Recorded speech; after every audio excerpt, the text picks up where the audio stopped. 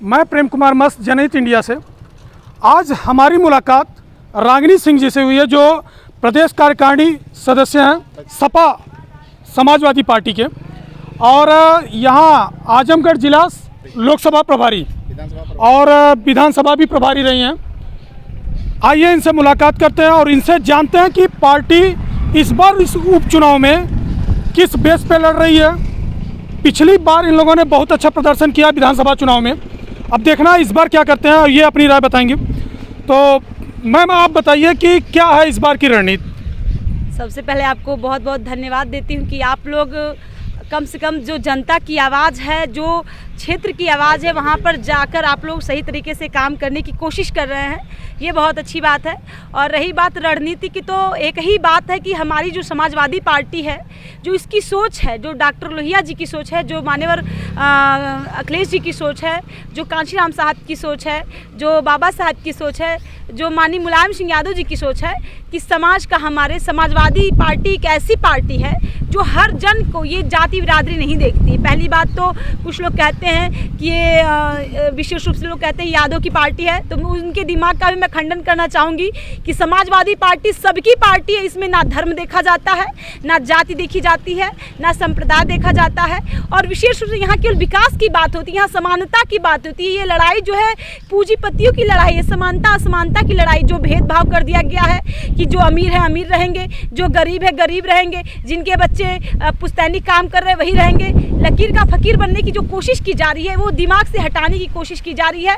और रही बात उपचुनाव की, तो मैं बहुत ये आपसे मैं विश्वास के साथ बताना चाहती हूँ आपके चैनल के माध्यम से सभी को कि धर्मेंद्र भाई जो हैं बहुत अच्छे वोटों से जीतने जा रहे हैं।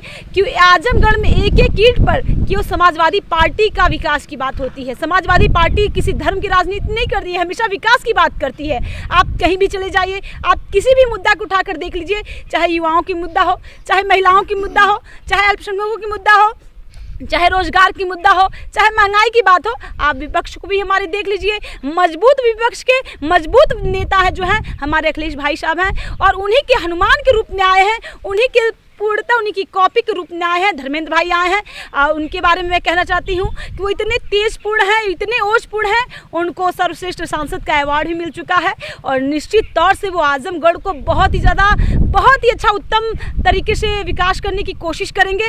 और समाजवादियों की देन है कि आज आजमगढ़ का नाम लिया जा रहा है, वरना आप इतिहास उठाकर देख लीजिए, इतनी सरकारें आई, डबल इंजन की सरकार मौजूदा में चल रही है, आजमगढ़ के लिए क्या किया? कुछ नहीं किया। ये हमेशा भटकाने की कोशिश करती है, और ये हमेशा जातिवाद के तहत ये लड़ाने की कोशिश करती है, धर्म और संप्रदाय की राजनीति करती है। आप युवाओं की बात क्यों नहीं करते हैं? आप रोजगार की बात क्यों नहीं करते? आप महंगाई की बात करिए, लेकिन इनके पास कोई मुद्दा है नहीं, बस ये धर्म की बात करेंगे और इसी के बारे में सबको भड़काने की कोशिश करेंगे। मैम मैं ये जानना चाह रहा था, जो पिछला लोकसभा चुनाव था उसमें दिनेश लाल यादव निरहू और अखिलेश यादव जी के बीच में जो कड़ा मुकाबला होता है उसमें लगभग 1 लाख वोटों का अंतर था। तब समाजवादी पार्टी, बहुजन समाज पार्टी गठबंधन में थी, अब दोनों अलग अलग लड़ रही हैं, तो इसका चुनाव पर असर दिखेगा? बिल्कुल असर नहीं दिखेगा। अब तो हमको लगता है कि समाजवादी पार्टी के साथ जो अन्य विचारधाराएं थी, जो अन्य दल थे, वो जुड़ गए हैं, वो इसको और मजबूत कर दिए हैं। और रही बात गठबंधन की, अगर बहुजन समाज पार्टी अलग हुई है तो हमको उससे नुकसान नहीं हुआ है, बल्कि हम लोग कहीं ना कहीं और मजबूत हो चुके हैं।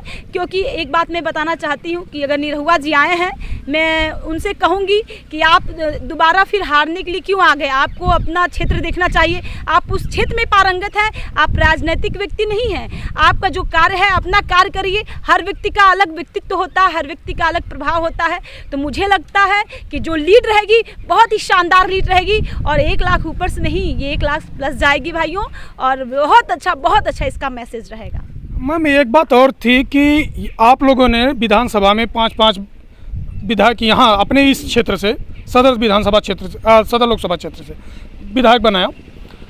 ऐसे में 5 विधायक आपके पास बाहुबली नेता रमाकांत यादव जैसे भी नेता हैं, हवलदार यादव जिला अध्यक्ष जैसे, और लोकप्रियता की बात किया जाए तो 9 बार की विधायक दुर्गा यादव जी जैसे योग्य नेता हैं। ऐसे धुरंधरों के रहते हुए क्या पार्टी प्रमुख को ऐसा नहीं सोचना चाहिए था कि किसी लोकल को ही चुन लिया जाए प्रत्याशी यहाँ से, इन्हीं लोगों में से?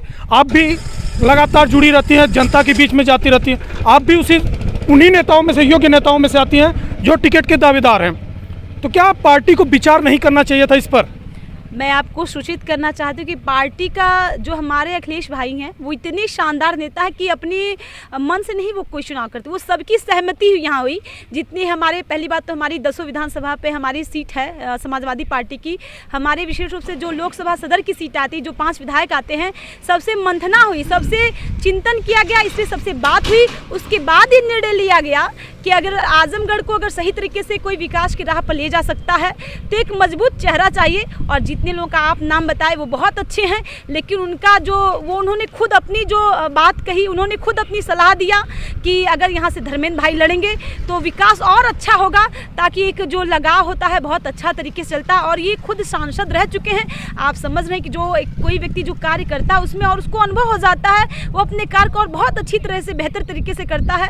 तो मुझे लगता है कि अगर जो ऐसा कोई सोच रहा है कि अगर लोकल नेता का प्रभाव होता, तो मैं आपको बता दूं कि धर्मेंद्र भाई ऐसे हैं जो यहाँ भोजपुरी भी जानते हैं, उर्दू का भी लैंग्वेज जानते हैं, और विशेष अगर आप उनसे हर लैंग्वेज में बात कर सकते हैं, और किसी लोकल से कम नहीं। वो कहते हैं कि आजमगढ़ मेरा दिल है और सफाई मेरी धड़कन है, तो बिल्कुल सही बात, ये उनका घर है, वो यहीं के हैं। अगर रहने की बात कह रहे हैं लोग कि अगर वो यहाँ के हैं, तो मैं बता दूं कि लोकसभा का जो सीट है देश में आप कहीं से भी लड़ सकते हैं। और हमारे जितने नेता लोग हैं, जितने MLA लोग हैं, सभी लोगों की सहमति से ये नाम दिया गया था। मैम, इस बार पार्टी कुछ कन्फ्यूजन में नहीं थी टिकट बंटवारे के समय, क्योंकि पहले घोषित हुआ था जगजीवन बाबू के बेटे बलिहारी बाबू के, उसके बाद डिम्पल यादव जी का नाम आया, फिर धर्मेंद्र यादव जी अचानक घोषित कर दिए गए। तो ऐसा नहीं लगा कि टिकट बंटवारे में पार्टी कंफ्यूज थी?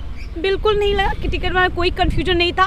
आपने सही कहा, पहले बलिहारी बाबूजी के लड़के सुशील भाई का नाम आया था, लेकिन उन्होंने स्वयं वो लिखित रूप से दिया कि उनका नाम एक व्यक्ति एक ही जगह प्रतिनिधित्व कर सकता है, एक व्यक्ति दो जगह प्रेजेंट नहीं रह सकता।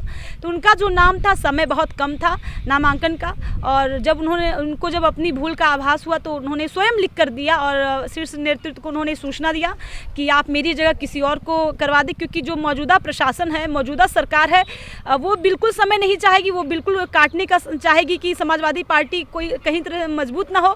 इसीलिए उन्होंने स्वयं लिखित रूप से उन्होंने दे दिया कि आप मेरी जगह किसी और को लड़ाएं, और उनसे भी ये विचार लिया गया कि यहाँ पे किसको लड़ना चाहिए। तो सभी लोगों की एक तरफा सहमति थी धर्मेंद्र भाई के लिए।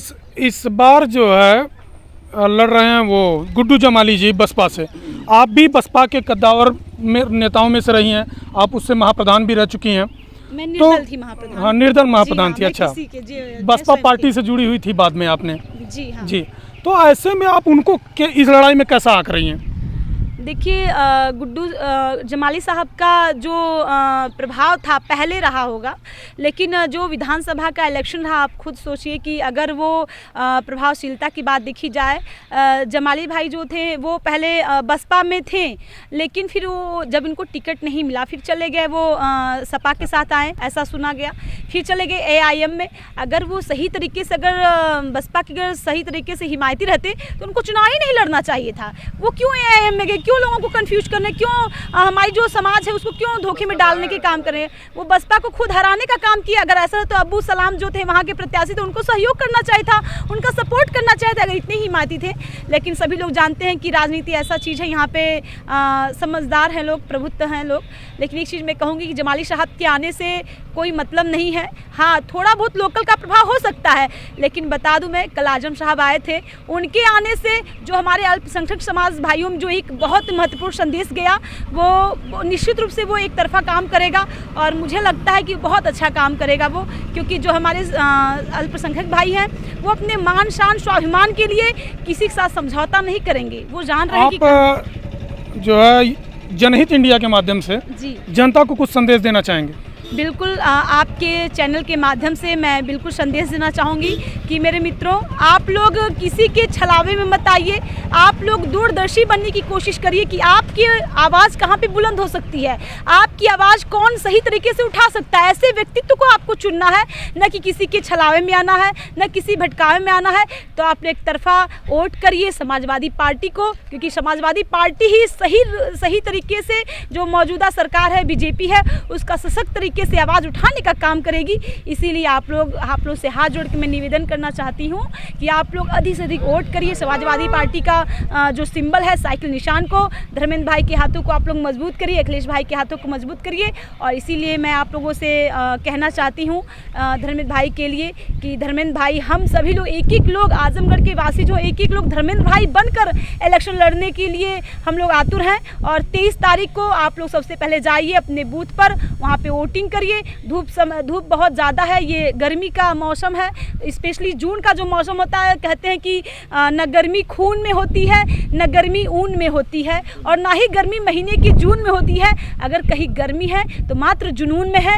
आपके जो अंदर है अपने जुनून को पैदा करिए, अपने अधिकार को आप लोग बचाइए, अपने मान शान स्वाभिमान को बचाइए, हमारे भारतीय संविधान को बचाइए।